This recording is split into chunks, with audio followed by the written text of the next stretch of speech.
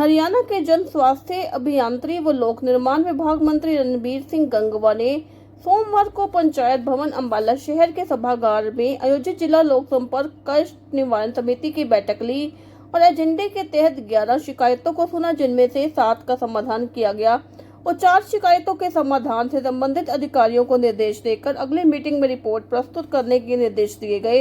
इस मौके पर उपायुक्त अजय सिंह तोमर, पुलिस अधीक्षक अजीत सिंह शेखावत, नगर निगम कमिश्नर वीरेंद्र लाठर, पूर्व विधायक डॉक्टर पवन सैनी, भाजपा पदाधिकारी रितेश गोयल, पूर्व जिला अध्यक्ष राजेश बतौरा सहित कष्ट निवारण समिति के गैर सरकारी सदस्य व प्रशासनिक अधिकारीगण मौजूद रहे।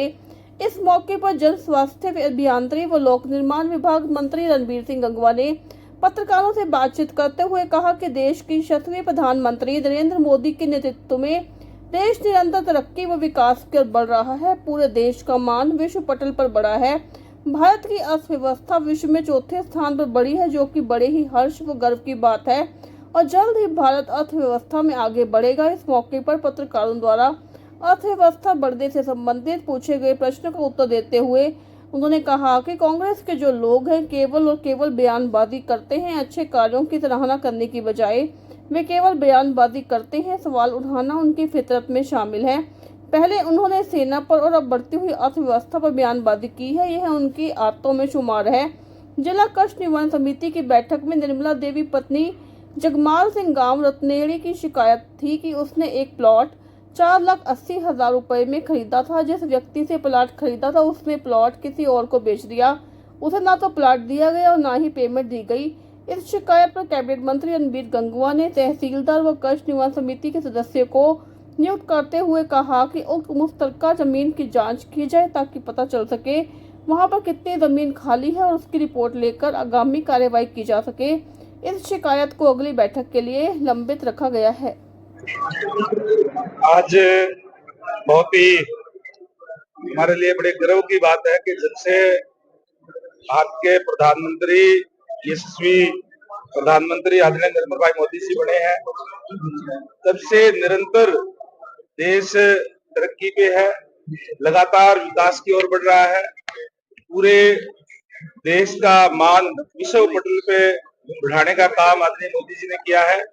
और जहां आपने अर्थव्यवस्था की बात की, बिल्कुल हमारे लिए बड़ी खुशी की बात है कि तेज गति से अर्थव्यवस्था भारत की बढ़ रही है। आज चौथे नंबर पे आ गया है और आने वाले समय के अंदर ये और भी आगे जाएगा। और जिस तरीके से आदरणीय नरेंद्र भाई मोदी जी का एक सपना है, लगातार वो कहते भी हैं कि जल्दी ही भारत जो है वो तीसरी बड़ी शक्ति बनने जा रहा है।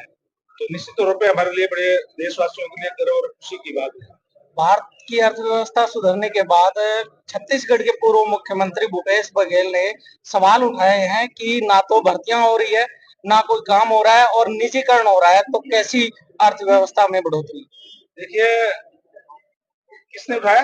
भूपेश बघेल है, पूर्व मुख्यमंत्री छत्तीसगढ़। देखिए, जो कांग्रेस के जो लोग हैं उनको तो केवल और केवल इस तरीके की बयानबाजी करना, जहां उनको इस बात के लिए धन्यवाद देना चाहिए था आदरणीय नरेंद्र भाई मोदी जी को, जिनके नेतृत्व के अंदर आज देश आगे बढ़ रहा है, तरक्की कर रहा है, वही वो इस तरीके की सवाल उठाना उनकी फितरत के अंदर है।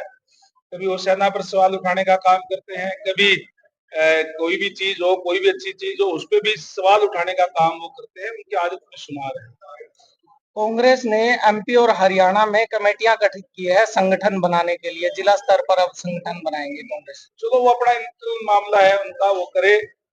लेकिन जहां तक देख रहे हैं कि लंबे समय तक तो उनका कोई संगठन अभी बना नहीं है।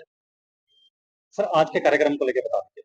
आज प्रोविंसेस कमेटी की मीटिंग यहाँ थी। जिस तरीके से हम हर महीने यहाँ करने का काम करते हैं, टोटल 11 शिकायतें थी, जिसमें से 7 शिकायतों का निपटारा किया गया है और 4 अगली मीटिंग के लिए पेंडिंग छोड़ी गई है, जो भी रिपोर्ट जो है मंगा करके अगली मीटिंग के फिर उसके अंदर देखा जाएगा। तो जिला कष्ट निवारण समिति की बैठक निर्धारित समय पर नहीं हो पा रही है, लंबे समय से बात हो रही है, तो उसके बावजूद शिकायतें हैं, उनका भी समाधान नहीं हो पाता, उसका क्या कारण है? मैंने कहा ना, अभी 11 शिकायतें थी, जिसके 7 का समाधान कर दिया गया है। 4 शिकायतों का स्टेटस क्या है वो मंगवाया गया है, अगली मीटिंग के अंदर रखा जाएगा और हम निर्धारित समय पर ही हर महीने ये मीटिंगें करेंगे। सर, जिस तरीके से रोहतक के अंदर दीपेंद्र हुड्डा ने अधिकारियों के साथ बातचीत की, इसको आप किस तरीके से देखते हैं? बहुत छूट हुई है। मैं मानता हूं कि फ्रस्ट्रेशन है उन लोग की, कांग्रेस के लोगों की, जिस तरीके से वो जो मुझे पता चला है आपके समाचार माध्यम से ही कि डीसी साहब आए भी थे रिसीव करने के लिए, उस समय पे आए नहीं, और जो दूसरे जो एमपी थे राज्यसभा के, उनसे अगर थोड़ा सा अंदर 1 मिनट के लिए चले भी गए तो इसको लेकर के इतना बड़ा इस टाइप की बातें करना, इस टाइप का बवाल करना। दीपेंद्र हुड्डा जी सीनियर